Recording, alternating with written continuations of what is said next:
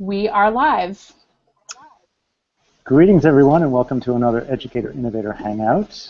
I'm your host for this Hangout, David Cole. I'm with NEXMAP, which is an Educator Innovator partner. I'm going to be talking with a wonderful group of educators from Texas and California and Ohio about a paper circuitry project associated with the Letters to the President project. This Hangout is connected to the larger work going on at Educator Innovator called Letters to the Next President 2.0.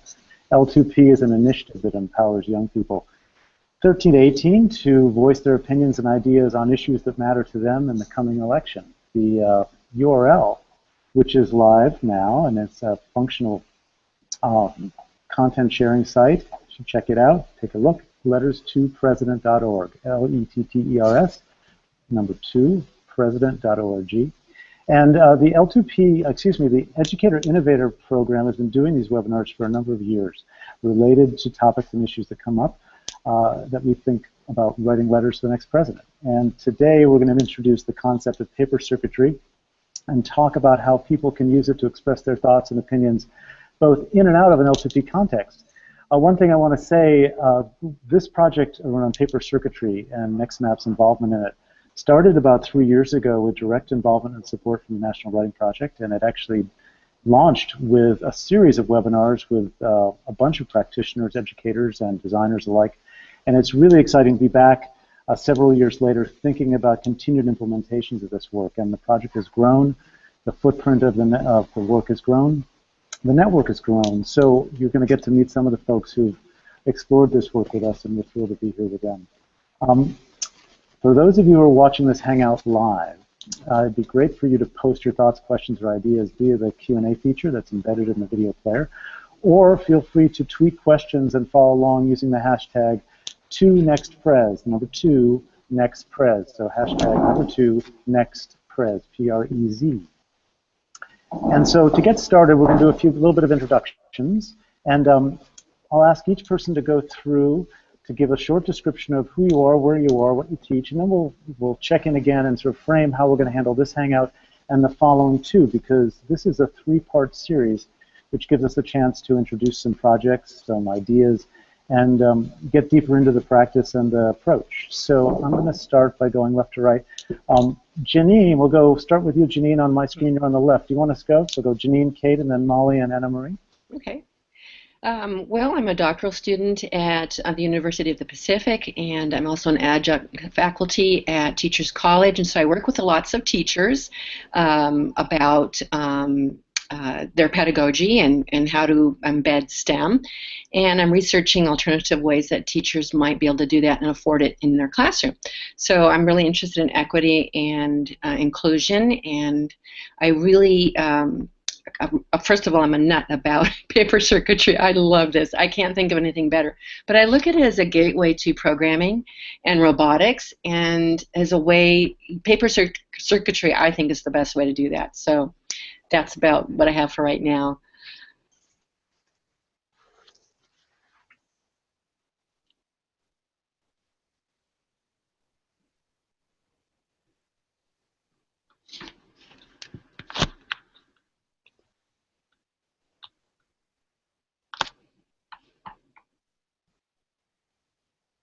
I think, has David lost audio?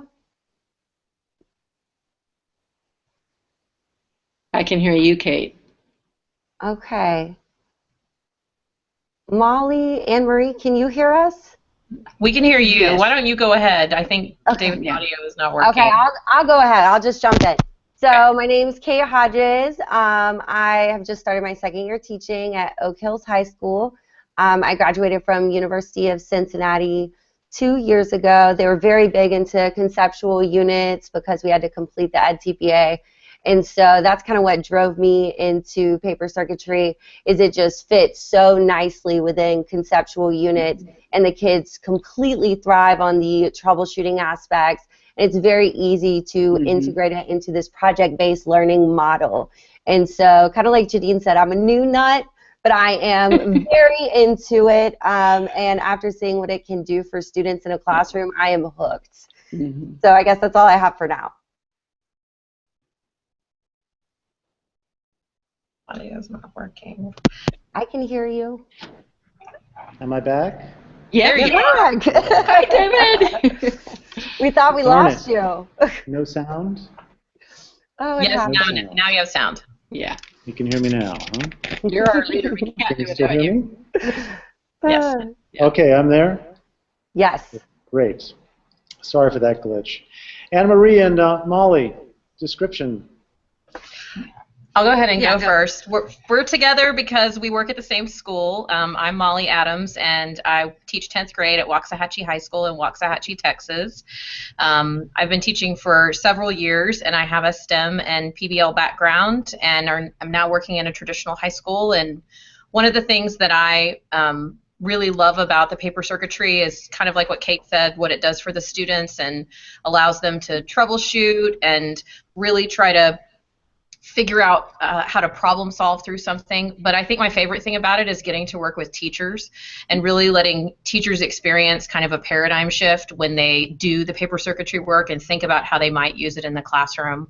I've also done a little bit with bringing it to my first robotics team. I'm a coach, and I do not do a lot of the programming and things like that. That's what I want to learn. But I have been able to facilitate them learning some stuff, and now they're doing Hack Your Notebook workshops for younger students in our district. So it's been really fun to see how it could sort of spin out from where it started when I went to a workshop 3 years ago. Awesome.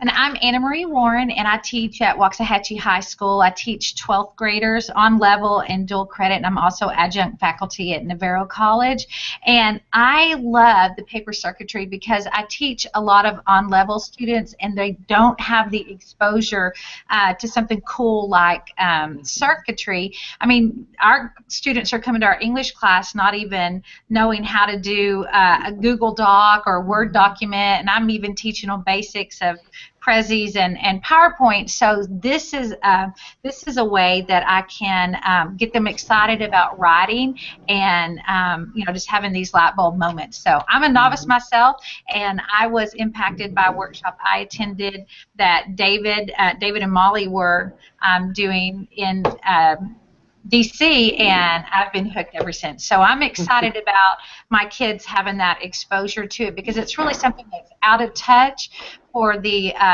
economic situation that our students are in, and this is something affordable that is going to get them excited about writing. So. Great. So thanks you all. So I'm going to just circle back and give a little bit of an overview just to let the listeners know my connection to each of you. I'm broadcasting from here in San Francisco at a facility called Many Labs, which is Many Labs, M-A-N-Y-L-A-B-S. It's a place where we're working on open tools for open science. I'm a resident here. It's underwritten by the Gordon and Betty Family Foundation, which is it's a wonderful research facility, and it's here that I've been doing the work with NEXMAP and with people local like Jeannine on Tide Notebook projects, which is an open data integration. So there's a lot of paper circuit work going on, but the collection of folks on this call, it's a wonderful group. As you can tell, I met Molly 3 years ago. We then connected over the years. We recently worked in Texas this June on a couple of big conferences with Anna Marie, and it's been wonderful to follow their work and see where they're taking it. Kate, I met Kate through her mother, who's a wonderful teacher in Alaska, teaches instructional technology at the University of Alaska, Juneau, and had the pleasure of meeting Jeannine, Jean, Kate's mom, at AK Teach, is a professional development organization in Kodiak, Alaska. And so the network is quite big. And this just past June, I was back in Kodiak with Jeannine, and Jeannine and I were able to present an advanced paper circuitry workshop. And briefly about Jeannine, I met Jeannine 3 years ago at the Tech Museum, and she took to paper circuitry brilliantly, and I've been following her and learning from her all the way along. Jeannine, can you give a short description again about the work you're doing and how you connected it to robotics? I just want to frame this because... Yes, okay. I was teaching pre-engineering, and we were making robots, simple moving robots with servos and programming, and it became obviously very expensive. As soon as you made a wonderful, cute little robot, I would grab one and put one up, but we can do that another time. That you can't use that Arduino anymore, and it's $35 for some of the brand new ones. And yes, you can buy some lookalikes. So I thought, this is not going to be possible. And my neighbor teacher uses the Lego robotics. I adore that program. If a school district can afford it, it teaches logic, programming, and then you have all those building materials. But for me, as an ordinary teacher that had been on a budget of $500 kit per student, I had to find something. So paper circuitry, for me, replaced breadboarding. Not that we don't do breadboarding later on, but as a good introduction project, I just love the creativity of it. So when I found out about Chibitronics circuit stickers that you would be offering at that workshop at the Tech, and I saw that you were using an AT Tiny, which is a little guy. In fact, I've got a little pile of them just sitting right here. You're like 75 cents versus the price of one Arduino. And all of a sudden, I realized this is the way teachers are going to be able to bring engineering into their classroom. So when they start off with the paper circuits, it's kind of easy. It can be a little bit of a challenge. And once the teachers do it, there's this, what Kate described, this light bulb moment that, oh my goodness, this is awesome. And they're hooked. And then from there, you can bring in the programming. And it's once the teachers have that confidence, then we can take them to making something moving. And for me, you can use foam core, cardboard, Lego robotics with Arduino, but it's so much more affordable to do it with the paper circuits. And you can flatten them out. There's just such an incredible amount of creativity. Like the Tinkering Studio here at the Exploratorium in San Francisco has just been exploring a lot of this and consulting with how to do the servo part of it. It's just wonderful to see this spread. So for me, it's about affordability. And then meeting Dr. Lee Graham in Alaska last summer, and she explained how her daughter was teaching her English class, how her daughter said, I could have been an engineer if I'd known this. And so for me, I wanted to talk to her daughter, and turns out it's Katie Hodges, and so we've been corresponding, and I'm so interested in studying and researching how an ordinary teacher like her or like us learned how to do this and bring it into their classroom and what's happening with it. So that's the exciting part that I'm following in my research. Great. So one thing I want to say as we get into this, this is the first of 3 webinars, and to the extent you're able to join in or follow this series, it's really kind of a practicum in the practices and the materials that let you explore a paper circuit program. We have 3 webinars. This one is introducing this group here of practitioners who are going to be working with 2 very unique templates and a set of resources. And the hope is that if you're interested, you can follow along, download some of the resources that Kate and that Molly and Anna Marie are going to be working with. We can explore and talk about those. The second session that's coming up a week from tonight is to talk about implementation strategies. So we're going to be troubleshooting and talking about approaches to doing this and pacing and organizing kids and working with materials, troubleshooting and so forth. And the last session, which will be the 8th of September, Jeannine is going to highlight a AT Tiny build. And that's really a more complex project that involves computation, it involves more complex fabrication, other skills. So we're trying to create that kind of blend. So that's the overview of where we're headed. I hope you have a feel for the people on the call. There's lots and lots of resources which are being posted on the various websites and made available. The work's been going on for quite a while now. So I want to switch gears to go into each of the educators' projects, let them give you a chance to explain what they're up to. Some of us will be sharing our screens so you can take a look at what we've got. We'll be revisiting this through the next cycle as well. So I'm going to start with you, Kate, so you can give an overview of the work you've done in terms of your background in Oak Hills, where you're at, the work that got you here, and then the goal is to introduce the project as you've conceived of it for Letters to the Next President.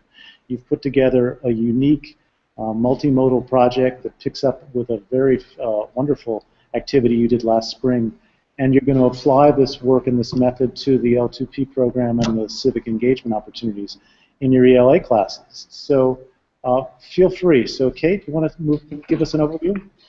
Absolutely. So I guess if we're talking about kind of where I started with the Frank Effect project, and I should probably do a quick screen share so you guys can kind of see what it looks like. While Kate's doing that, I'll just mention that we have a couple of background URLs for some conversations we did recorded with Kate and Jeannine, and with Anna Marie and with Molly. So if you're interested in sort of digging in deeper, you can listen to those as background.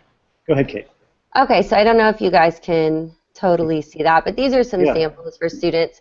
So the intention from this project, we'd finished reading Frankenstein, and the big thing that I wanted was obviously what we all want our students to do when they're reading, which is put themselves in the shoes of the person they're reading about, right? So I wanted them to experience what it was like to be Victor Frankenstein, which is a very difficult thing to do. And so paper circuitry fit very nicely into this. So I had them research an area of their choosing. So for example, if I picked world hunger, I would find 3 sources on this. And then I had to attribute 3 negatives or 3 positives that were measurable. So maybe that was 10,000 people live today if I cure world hunger. And so each day they went through a circuit. That was 3 days. They went through different types of paper circuitry. And if it lit up by the end of class, they had to do a reflective journal as if their experiment succeeded. If it did not light up, then they had to write a reflective journal as if they failed. They were not allowed to talk about the journal or talk about the circuit outside of the circuit workshop as anything other than an experiment for their cause. At the end, they had to create, which is what you guys are seeing here, their final symbol for their experiment, and they would hook it up to the Makey and it would talk to them.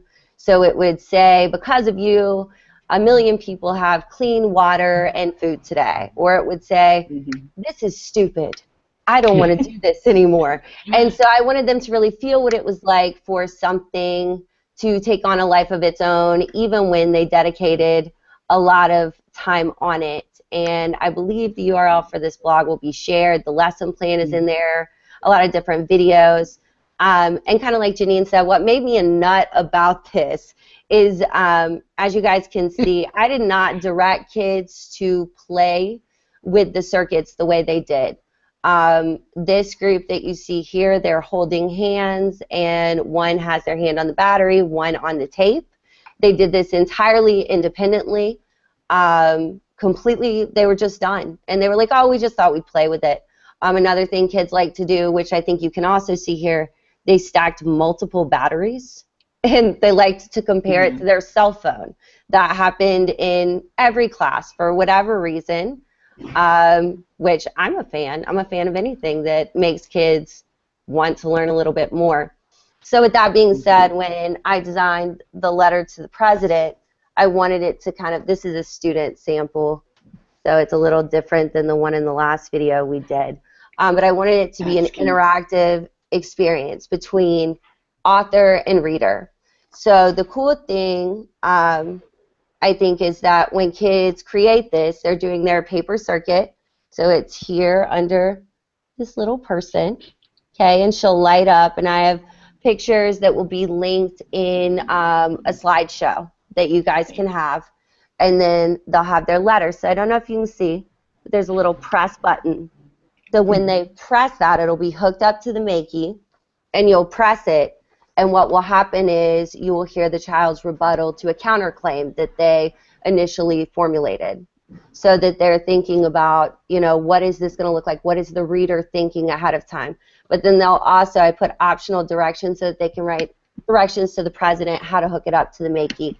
So I guess my overall intention was for it to be an interactive letter, because the way that letters have changed, writing has changed, reading has changed over time because of technology, paper circuitry makes that very seamless.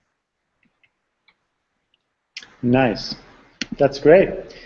Kate, I think I'm going to just interject briefly and talk about, for people who have never done paper circuitry before, we're kind of jumping ahead to some pretty advanced projects. And there's a really simple idea that you're putting a light under a card. We have all kinds of examples on the NEXMAP site. There's lots of resources online. But as you can tell, it's an introduction to a craft experience where people are learning how to work with materials, and they're understanding the basics of an electronic circuit, basics of an electrical system. And you know, I'm a former English language arts teacher. I taught writing for the first 13 years of my career. for 4th grade, 12th grade, 9th grade, college. And I've been very interested in trying to connect the literacies of fabrication to the literacies of traditional writing and how we can construct our knowledge using these two modes. And so it's been a really interesting exploration, and that the approach is really simple. We'll come back and I'll share some other links later on, but I want to make sure if there are any people on the call right now or listening in for whom this is a new experience, the barrier to entry is really quite low and the opportunity for learning is really quite high. So we'll share some more links as we go. Kate, do you want to talk a little bit about how you've conceived of this for L2P, and then we'll switch over to Molly and Anna Marie? Oh, I think I have my mic. No, I don't. Okay. I thought I had my mic muted. Yeah, the thing that I'm really struck by is you've got this wonderful multimodal project. You've introduced the Makey, you've done the basic circuitry, you wouldn't claim you're an expert, yet you've been a master facilitator, and now you're going to apply that experience to a civic project and set the sort of essential question in the context of electoral politics for your students and your community. So I'm curious how you would think through that so folks can hear how you're thinking about that. Well, I guess like the big thing when I'm thinking about these kind of things, when we read something, the first thing I think is like an essential question, right? So what is this essential question that I want kids to address? So here I think a lot of the thing, and the great thing about paper circuitry, they don't feel very empowered, right? And I think that's when something really special happens I literally believe something very special happens in the brain when you make this happen with the paper circuits. And so what I really wanted to happen is for the kids to have this experience creating, but then to also know that someone needed to follow along with them in this process. So you think like the leader of the free world, right, the president of the United States, the super important person, right, they have to go through this process with you, this process they might know nothing about, and suddenly you're the expert. And your argument appeals are suddenly so much stronger. Your well-formulated argument letter is just a little bit better. And so when I was going through it, and actually I'm gonna screen share again real quick, David, if that's okay. Sure, yeah, of course, please do. Because when I was creating this, I actually went around and I shared it with a lot of people in my department, and I said, okay, as an English teacher, what are you the most nervous about if you wanted to do something like this? And they said, we want pictures. We want to see exactly every single phase we want to go through. So again, this should be linked in there. But as you can see, I tried to make little diagrams, and then there's follow-up pictures of what it will look like. And so I hope that this kind of helps ease. Can you go back to that second picture you did? I think that's a nice image of the parallel circuit, because for people who might not know exactly what that is, could you just give a description? It's a nice image. Okay, thank you. So the big thing, and I also put it on this one, but just so that you can kind of see here, big thing, don't break the connection. Make sure you fold the tape, right? You want to make sure the kids are folding. There's no breaks in the copper tape. You want a nice space here between so that you can place your LED right here, and you're getting connection on those copper tabbies on the LEDs. And down here, we're using the tab batteries that I know, David, you recommended. Down here, I'm just using a traditional battery that is magnetic, so that it clips right onto it.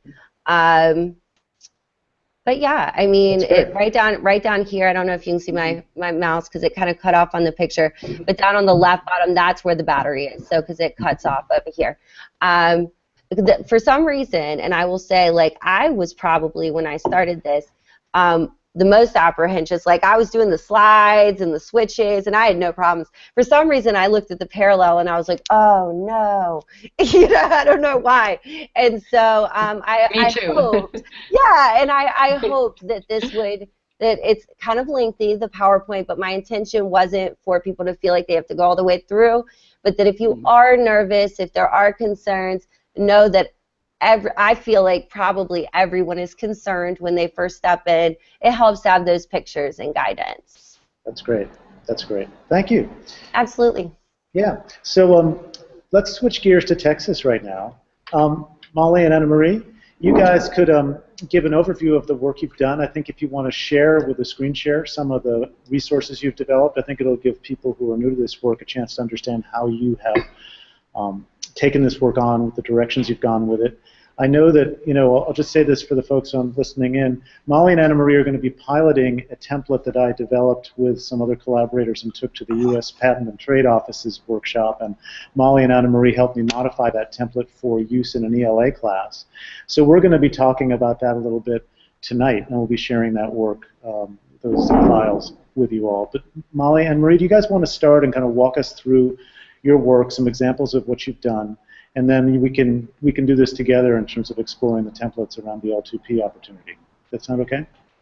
Sure. I mean, I initially started doing some of this work with the paper circuitry with my students in my class, and in an 11th grade class when we were reading The Great Gatsby, and we did some alignment with themes and truths and things they wanted to illuminate for other people. We really keyed in on the idea of illumination, and so they developed some maker-based projects. I can try to do a screen share, and I can show just one of them just so you can kind of see what I'm talking about. Maybe. Just 1 second. Yeah, there we go. I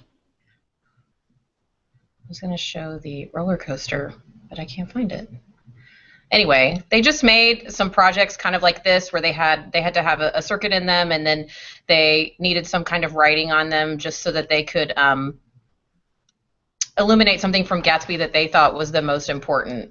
So it kind of evolved, and I really liked working with the circuits with really almost with, I liked more working with adults, and just really letting it be something that helped them have a paradigm shift in the way that they taught. Because of my STEM background, I'm really interested in finding ways to bring science or STEM into an English or humanities classroom, and so I have, just from a literacy standpoint, definitely brought in lots of literature, but then also bringing in something like this with the circuitry adds another layer to that. And trying to find ways to align it with things in English historically has been difficult if you don't have a text that you're looking at that has like some scientific components in it. That makes it a little tricky. But I do like the brainstorming that goes on with it. And so really I have tried to look at using the paper circuitry workshop to work with teachers and help them find new ways to reach students and using STEM in that process. So with this Letters to the Next President thing and developing this template, I really started thinking a lot about what we're doing here with the STAR test, which is our standardized test. Students have to be able to write a strong, rhetorical, persuasive essay. And so that's something that we work on a lot, is rhetorical strategies and persuasive writing. And I love the fact that we can use this platform of Letters to the Next President when there's actually an election happening. We can add a level of paper circuitry to it. And I think it's going to make for a really exciting exercise in my classroom. I'm so excited about what students are going to be able to illuminate now that's even more relevant than connecting it to a novel. So that's sort of the things that I'm thinking about right now, and I've really enjoyed working on the template and trying to think about different ways to see things. Great. And I'm one of those teachers that Molly likes to work with. I'll go down to a room and say, wait, you got to see this. I know. So I was inspired at the workshop that I attended, and I'm one of those teachers that's like, my light bulb came on, and I'm still like that every time. How many times have I done it? Like over and over, and It's always all my exciting. stuff. Yeah, and it's like, oh my gosh. So even last week I was that way. But I love it because students come to me and they say they hate to write, and I have an art background, so I want kids to be creative and everything, and I think this is the way that I can combine the two with them so that they can have those aha moments, but most importantly, they can have an emotional connection to something that they're doing. They can put their hands on it, and they did this themselves, and it's all about them creating this this product that they can show other people, and they can teach them how, and that's really big for students in an on-level class because they don't have those opportunities.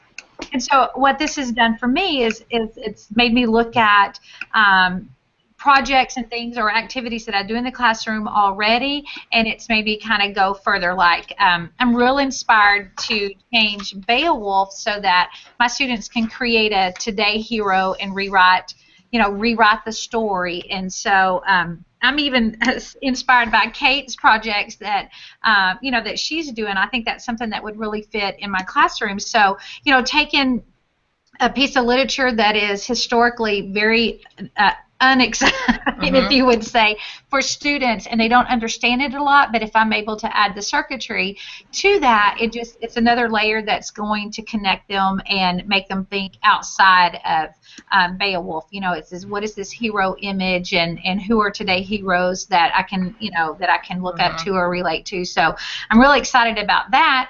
And then I'm so excited about our letters to the next president, because it goes along with helping my 12th grade students use their voice in a positive way, because they come to me not feeling like they have a voice at all. Nobody listens to them. My vote doesn't matter. My opinions don't matter, but they do, and I want them to be able to share those in a positive way. And so if they're using their hands, connecting emotionally to it, and they're presenting their argument in such a way they're not being louder, but they're making better arguments and things. And I think that's what the letters to the next president is going to do. And it's going to give them confidence in all these steps to writing that we're, that we're kind of instigating with the template, and it's going to get them excited and give them lifelong skills. So I'm so stoked about that. Great. You guys have a wonderful set of resources that you put together for some of the presentations you've been giving for the conferences we attended. And we may want to come back to that, but I think the segue you guys are setting up is for us to look at the templates. Does that sound all right? Sure. So I'm going to share my screen, and for people listening at home, first I'm going to let me share my screen, and you can tell me when you're looking at, we want to look at, let's see, yeah, there we go. Can you guys see what looks like a, yeah. So, before we get too far into this, let's start with this one. I was at the USPTO's Teacher Institute this summer, and I would encourage anyone listening to look that up. It's an amazing opportunity. It's a week long. You're covered for your travel. You apply. 50 teachers get to join. And I was invited to do a paper circuitry activity collaborating with MakerEd, which is a partner of USPTO. And we did a paper circuit exercise, and we wanted to introduce the ideas of ideation and creativity. And so we put together a threefold template, which is going to be available for you guys, and we'll talk about it in a moment, that can be printed at a simple Kinko's on 11 by 17 paper. We use a variety of design exercises to guide participants in ways to explore ideas and develop those ideas. And it occurred to me that this would be a really interesting way to assemble a letter, in quotes, and to build an argument or develop an idea around what could be possible for a final artifact that communicates a deeply felt belief that a kid would have about an electoral issue. So this template, you can see, this was our gallery wall from the final activity. Here are some more pictures. You can find more of this stuff online. Here are a couple of the educators working. The thing to notice in this picture here is that you've got some notes in a regular notebook. You can see these teachers are in the process of assembling their circuits, sticker circuits. They're in the middle of working with copper tape. On the left-hand side here is what's called an abstraction ladder. I'm going to click to another picture here. This is the inside of the template, which includes a series of activities. So you can see the way that this template is designed to become and serve as a kind of artifact for the learner. And it introduces a variety of different techniques for exploring and developing ideas. And so this is the overview. And now I'm going to cut away to the way we modified this template for the L2P project. So can you see it looks to be a brand new template now? You guys looking at this here? In the upper right, it says the Creative Process Worksheet. Can you see that? Mm-hmm. Okay, I'm getting that. Mm-hmm. So, so we're looking at an 11 by 17, 11 on the tall side, a 17 on the long side. It folds up in thirds, and so as you can see here, there are 3 panels of activities here. When you're done with this, you're kind of holding something that looks like a restaurant menu or something like well, it's like a menu. It's about that size, and it's got some nice substance to it. This is really designed to introduce an idea. And the thing that I learned in talking with Molly and Anna Maria about this is that, of course, before you can do a project like this, you need to come up with an idea. And this creative process worksheet allows students to explore on their own and together an idea they're interested in and really develop it. So I'm going to go through this in steps. So when this is folded up, this right-hand side is the facing page. At this point, students have arrived and they have an essential question. How might we blank? And the exercise to get students to where they're ready to ask that question is something that we're going to explore in more depth next week. Molly and Anna Marie have some thoughts about how you introduce and do the initial brainstorm, the concept mapping, to develop the idea so you can take it further with a template like this. But this is a sticky note exercise, and not everyone's done this, but it's a wonderful way to do ideation and a way to think about idea generation. Students work in a group, so they're learning to socialize their ideas, and they lay out their ideas. They get 6 of them. And we'll dig into how this goes specifically as we go forward.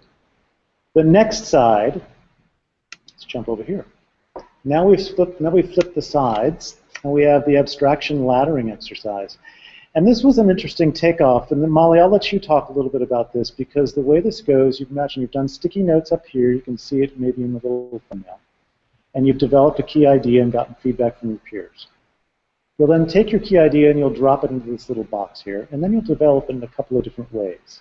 And then, Molly, do you want to talk a little bit about the way we work this out? This is abstraction laddering, and you'll notice it goes from why in the upper direction and how in the lower direction. And I think it's a great way to sort of think visually about how to develop an idea. And Molly, do you want to talk about that, and then we'll go through the template together? Sure. One of the things that we teach, and I, as someone who's taught 10th grade for a really long time, maybe 12 of my 16 years I've taught 10th grade, I think that 10th graders need a lot of scaffolding to write, a high school or higher level essay. And so they really need to, they need really concrete steps. And so when I was initially looking at this, I felt like I understand when I'm looking at it, but I'm using my adult brain. And I think students needed a little bit more concrete language, and so we really brainstormed about the language that would be on these little boxes to help them with their thinking. So we definitely, and I mean, we're not a Common Core state, and so one of the things I talked about with David was, we want to make sure we use language that would work in any state, not just in Texas where we like to do our own thing because it's Texas. True, right. But anyway, using the terminology thesis or controlling idea, we felt like was a good place to start for where they're going to initially come up with their controlling idea for whatever their piece is that they're creating. And then the other components of it, you want to think about going 2 different directions with an idea. One direction is, I want to tell you my reasons why I'm making this claim. And claims have to have proof, so it's got these 2 parts: how I'm going to prove it, and what my claim actually is. So the why questions would sort of lead students to be able to elaborate and give additional reasons or explanation. And I really liked the idea of elaboration because it means talk more about that. Not give examples, but explain it more so that we really understand it. And a lot of times with students, one thing I work on is, whatever your first answer is to the question, ask yourself, why do I believe that? And do that at least 3, 4, 5 times, and then that's the thing that you write down. You don't write down the first thing, because we really want to get to that deeper level of critical thinking. Right. And then obviously the other part of that is you have to have some kind of examples or evidence to prove your claim, so you get to be right. And so going the other direction is the how. How would you prove this claim? What are the components that you would use to make that claim true or right? And so I like the idea of moving 2 different directions and then having that line space next to it where they can sort of flesh out those ideas a little bit more. Maybe they need to make some notes to themselves about tweaking the wording or something they forgot to put in the box but they want to make sure they mention. And I really like it as sort of a different kind of brainstorming space that's going to force them to use their brain in a different way than we typically map out how we write an essay or a speech or a script for a film or whatever it is that they're trying to do with this particular template. Right. Yeah, and the thing, and we're going to be revisiting this, and Kate will be talking about Kate's templates as well. This is meant to be done, and I'm going to jump back so you can sort of visualize this as you're listening. Let's see, it's the template. I think it's template image. Yeah, there we are. So you can imagine the way this gets annotated. I'll just pull this over to the side here. This is this section here. It's called the abstraction laddering. So it becomes a space to visualize and think through some of the key statements related to the hypothesis and also related to the evidence. So you can see we've gone from sticky notes to a how and a why. Then we go over to this clarity complexity grid. And this is a very interesting thing. The conversation we had with Molly and Anna Marie about this was, for those of you who do any product work or have done any of the design work or the product development, you'll know that this is typically an importance and difficulty matrix. And it's often used to describe features in a product or in a product set. The folks in Texas, Molly and Anna Marie pointed out that clarity and complexity were sort of two axes that are always applicable to really strong writing. And we began to think this through. And Molly, do you want to explain this approach? Because I think you integrated a lot of things from the rubric lens to the way we work through the language on this. The trick here is to begin to think of this as a writing exercise where kids are making sentences and they're beginning to build their ideas. And so, Molly, I'll let you guys take this a little bit further. Okay. I mean, definitely one of the things that we're seeing as a trend, at least in Texas, and obviously in any city where we are measured at the public, school level by our testing scores. And so that's something that administrators are always interested in raising. And, in Texas, our biggest concern is writing. It's a huge concern. It's a really hot topic that a lot of administrators are talking about when they come back from conferences wanting to really fix that problem on their campus. So one of the trends we've noticed just in looking at the sample of essays that get released with our standardized test is that complexity of argument and depth of insight and the clarity of how those are coherently explained in that essay on that standardized test weighs much heavier than their control of conventions, which I think is really interesting. As long as the grammar, punctuation, spelling, etc. doesn't cloud their meaning, it does not carry more weight than the complexity of their argument. And so I was really struck by that because that's a really hard thing to teach, because you don't want to teach kids that it's okay to make mistakes on a standardized test, necessarily, but to teach them that the complexity of their thinking is actually more important than the accuracy of their use of commas. And so I felt like that would be a really nice addition to this. Do you want to say anything about that? And we just, when we talked about it, we wanted to make sure that the terminology kind of fit, what we're using in the classroom and how, how teachers are talking about it and how we explain that to our students.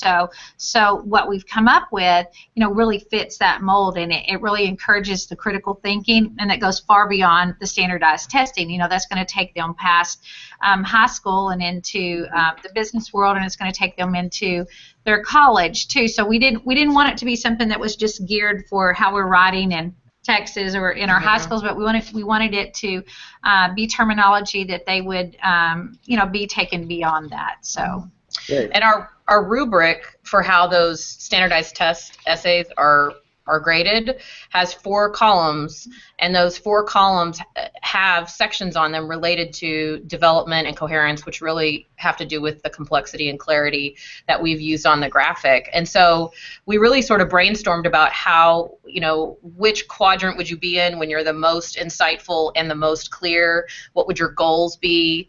And obviously you're not going to be highly complex and highly clear in every statement unless you're like amazingly smart. I don't think I can do that, but and I think a 10th grader would struggle with that occasionally. So, we definitely wanted there to be multiple areas of success instead of just one area of success on the graphic. So we really worked hard to sort of brainstorm the wording that would be on there. And what I also like about the graphic is it's something I could use for peer review in the classroom outside of any kind of writing. When kids are having a discussion, they could actually score each other using this. Your argument was clear, you used a lot of evidence, but it really wasn't that insightful. So what do you need to do to raise your complexity level? And I think it would make a really nice addition to how we just have academic conversation in the classroom. Right. Yeah, so for me personally, it's been such a treat to work with Molly, and Anna Marie, and to collaborate with Jeannine and with Kate. It's always eye-opening and very inspiring to hear the way educators make choices to improve things in the classroom for their kids and for themselves. Just to come back to this picture so you can visualize it again, and next week we'll be looking at these templates some more, and each of us will be sharing our own work some more. But you can see the way in which the template begins to flesh out and how kids and teachers can use this. I'm going to jump through the last couple sections so we can think about wrapping up. This is a folding template, so after you go through the grid and you kind of work through your ideas, the next thing to do is to do some visualization, and we want to make sure we can illuminate that. So this jumps back, and then we do a simple circuit pattern here. In this case, we've got 4 circuit sticker LEDs, and you can imagine when this folds over, these 4 illuminate 1, 2, 3, and 4. So if you're working with stickies, you actually can have a way in which you may want to move or mobilize, move those or shift them around. The next step here is a storyboarding activity, and there are a number of ways in which this is laid out. We've got some options for that. This is kind of a scrapbook option. You can see here this layout is designed to work like a comic book panel. There's another layout which is a simple set of a three-step process that's wide open, so students could simply organize their ideas in 3 steps. And the last one is another option for sort of call-outs. So we're trying to provide some templates and some ideas for people so they could think about how they want to storyboard their ideas. The last part of the template is once they've gone through this. Now recall, you've gone from a sticky note to an abstraction ladder to a matrix to a storyboard, and the last thing you do if you've illuminated is to then summarize your letter. The letter is in quotes, of course, because a letter can mean many things. It can be a piece of finished writing. It can also be a script for a video. It can be a variety of things. And lastly is a call to action. So this is the template that we've generated. It's available on the NEXMAP website. The link for the download is available. We've also got a link for purchasing some circuit stickers. You can do that on your own at Chipotronics. You can buy batteries at your local drugstore or on Amazon. If you'd like to purchase them in a bulk, we have a kit available. So you can put these materials together for this activity and also for Kate's. And so this has been an overview of the, I'm going to stop sharing my screen now. I should come back in a moment. There I am. So this is an overview of the 2 projects. They're 2 very distinct projects in terms of the direction that they're going, right? You've got Kate, who's got this wonderful remixing going on. You've got Molly and Anna Marie, who are going to be working at a very directed ELE activity. And in both cases, these are all about fabrication. Jeannine, we've been just talking a lot, but you've seen in the way that these are going, Kate's dealing with figures and cutouts.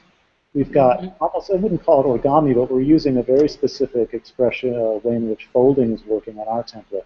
Mm-hmm. All of this speaks to the flexibility and the utility of paper as a medium.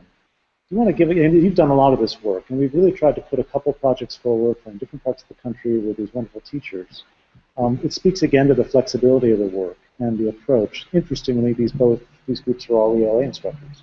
So I'm curious if you want to talk a little bit about just what you're seeing between the projects, because you've seen a lot of this stuff come around. What I'm really seeing as far as how the paper circuitry is moving forward is not complexity so much as layering. So there's an effort to do your project that we want our students like Beowulf or Animal Farm that Kate Hodges is using in the classroom. But then there's also that desire, this was something I was writing in my notes, to what did Kate say? I'm a fan of anything that makes kids want to learn more. And Anna Marie, you said something like that too, is you have this desire in your heart to engage your children in learning, and it seems to be this artistic expression with paper circuits is what's the key to it that's going to propel our kids forward. So those are the things, that kind of the intersections that I'm seeing. The other thing that I saw and I heard from all of us here today is we all wondered, is it, I can't do this or not me? And then when we experience this paper circuitry and how easy it is to do, we know we want to move forward with it in some way and put it into our classroom. So those are some of the themes that I'm seeing. You know, I'm hearing them over and over again. Is we didn't think we could, now we can, and it's more of a we can't seem to get the excitement about paper circuitry until somebody sees it or tries it. So that's like Anna Marie is like, yeah. She experienced it, and she went off. And I just want to share something real quickly. Is I was working with a group of postdoc students from China, and they came over and visited our work area, and so they just in one evening just made this really beautiful, clever circuit that when this end touches the battery over here, and they made this beautiful little light up lantern, and they use little Chinese figurines. And oh, let me get I have a little guard so it doesn't wear out, but let's see if I can get it to light up a little bit. And but anyways, yeah, you can see it kind of doing its little thing. And that's when we get that experience, it's like it's almost hard to explain. And so I'm hearing all of you having gone through that initiation phase, and now how can we get this into other teachers so they can get it into their classrooms? And seems to be all of our common goal. And the writing aspect of it, the humanities or the English that you mentioned, I think that's the key to move this forward. So if the other disciplines aren't grabbing on, at least we are, moving it forward. So thanks. Yeah, this is all about integration. It's been remarkable to see the way in which so much of this is coming together, with the benefits of the low-cost element, the natural connection that happens collaboratively, our own intuitive interest in mastering material and developing it expressively. Chi often comments the expressive technology and creative learning. It's really, really wonderful to have this become something that can be mainstreamed. And there are all kinds of reasons why this is important, and the 21st Century Notebooking Project and Open Data, Open Minds are really about exactly that. That there's a competency, not just 21st century skills, but a 21st century competency about understanding systems and being able to explore and develop those systems. And I think, as you'll see, especially if you attend the next couple webinars, Kate in Ohio and Molly and Anna Marie in Texas are creating systems thinking opportunities with paper, language, and materials in their classrooms. And it's happening in unlikely places. People didn't think that this was something that would typically happen in an AP English class. Or that STEM and robotics kids would work with paper circuits successfully and with interest. So it's really a wonderful mashup, and I'm really thrilled to see where this goes. So we're coming up to the end. I want to just wrap this up with a couple comments. If you've stayed with us through this talk, there's a lot of stuff's been thrown out there. Each of the practitioners on this call are going to be exploring this work with their own materials and sharing it here and on the L2P website. The next session is going to delve into some of the technical details and the practical applications of this work in the learning settings that Kate and Anna Marie and Molly are in. It'll really be about instructional practices and pacing and troubleshooting, and Jeannine and I can speak to lots of that. And we'll learn more specifically about some of the techniques that each of these teachers are using with this material. So we'd love you to join us and continue this. By way of wrap-up, I just want to thank you all again. And if you want to stay with this, please sign up for the monthly newsletter that's on the Educator Innovator website. It's it's not www. Let me back it up. It's just http://educatorinnovator.org. And then follow Innovator on Twitter at @innovates_ed. So it's @innovates_ed.